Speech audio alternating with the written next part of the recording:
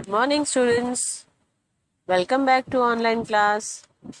हिंदी सुलभ भारती छठी कक्षा पाठ क्रमांक 6 मेरा अहोभाग्य। मेरा अहोभाग्य यानी माय गुड लक, मेरी खुशकिस्मती। इसके लेखक चंद्रगुप्त विद्यालंकार जी हैं। इनका जन्म 1906 में हुआ। इनकी रचनाएं संदेह, मेरा बचपन, न्याय की रात, मेरा मास्टर साहेब, चंद्रकला, पगली, 3 दिन, भय का राज्य, देव और मानव आदि हैं। इनका परिचय। आपने साहित्य एवं पत्रकारिता के क्षेत्र में उल्लेखनीय कार्य किया है। प्रस्तुत पाठ में लेखक ने गुरुदेव रविंद्रनाथ ठाकुर जी से हुई भेंट से संबंधित संस्मरण बताया है।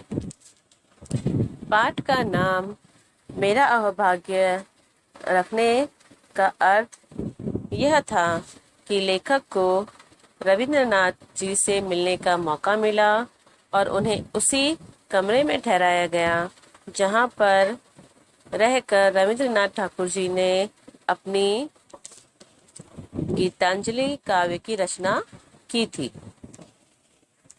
रविंद्रनाथ जी यानी जिन्होंने हमारा राष्ट्रीय गान जन गण मन लिखा था, उन्होंने सिर्फ हमारा राष्ट्रीय गान ही नहीं बल्कि बांग्लादेश का राष्ट्रीय गान अमर सोनार बांग्ला भी लिखा था।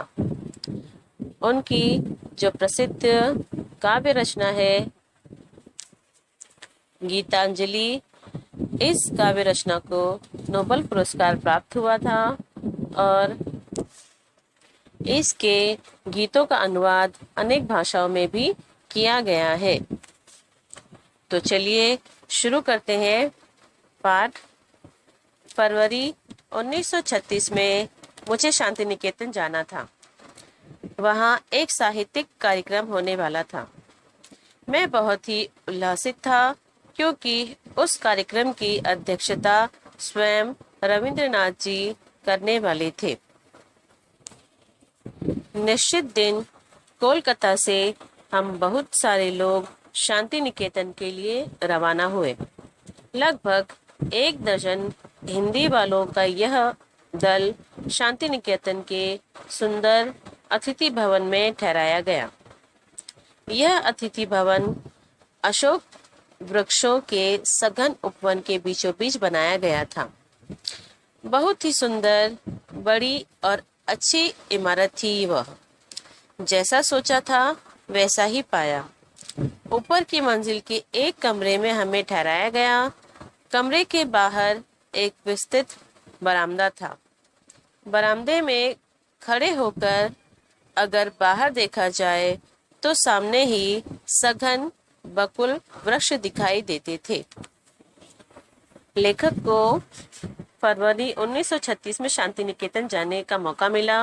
शांति निकेतन यह पश्चिम बंगाल, भारत के बीरभूम जिले में बोलपुर के निकट एक छोटा शहर है जो कोलकाता से लगभग 180 किलोमीटर उत्तर में स्थित है।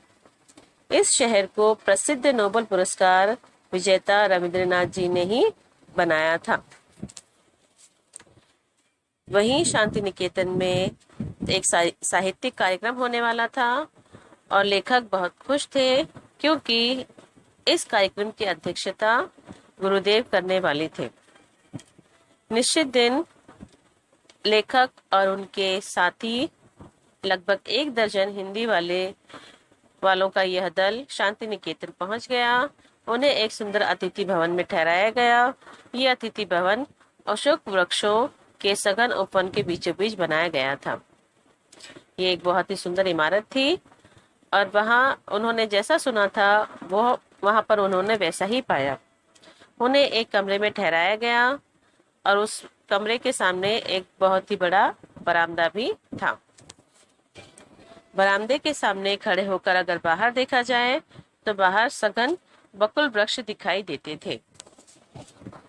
दूसरे दिन प्रातःकाल ही हमें बताया गया कि गुरुदेव का स्वास्थ्य ठीक नहीं है, अतः कार्यक्रम की बैठक में वे नहीं आ पाएंगे। मैं बहुत निराश हो गया। तथापि हमें यह मालूम पड़ा कि उनके डॉक्टर ने हम लोगों को केवल 15 मिनटों का समय दिया है, जिसमें गुरुदेव के दर्शन तथा उनके साथ संक्षिप्त वार्तालाप भी हो सकता है। तब हमारी खुशी का ठिकाना न रहा। हम बेसब्री से उस क्षण का इंतजार करने लगे। मध्याह्न के बाद गुरुदेव की भेंट हुई। करीब 4 बजे होंगे। गुरुदेव की धारणा थी कि कुछ 2-3 आदमी ही होंगे, पर जब उन्होंने हम 14 जनों को देखा तो मजाक में उन्होंने कहा, अब मेरी क्षमता दरबार लगाने की नहीं रही। इस मकान में जगह की भी कमी है।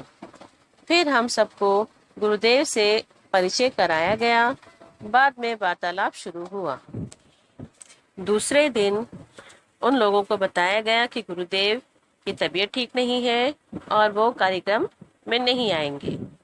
सारे के सारे लोग निराश हो गए, मगर फिर उन्हें पता चला कि डॉक्टर ने उन लोगों से मिलने के लिए 15 मिनट का समय दिया है, जिसमें वे गुरुदेव को देख पाएंगे और उनसे बातचीत भी कर पाएंगे। इतना सुनना था कि उनकी लेखक और उनके साथ वालों की खुशी का ठिकाना न रहा और सभी उस पल का बेसब्री से इंतजार करने लगे। दोपहर के बाद करीब 4 बजे होंगे। गुरुदेव को लगा था कि शायद 2-3 लोग आए होंगे। जब उन्होंने 14 जनों को देखा तो उन्होंने मजाक में कहा कि अब मेरी क्षमता दरबार लगाने की नहीं रही और इस मकान में जगह की भी कमी है। और उसके बाद गुरुदेव से सभी का परिचय कराया गया और इनकी बातचीत शुरू हुई।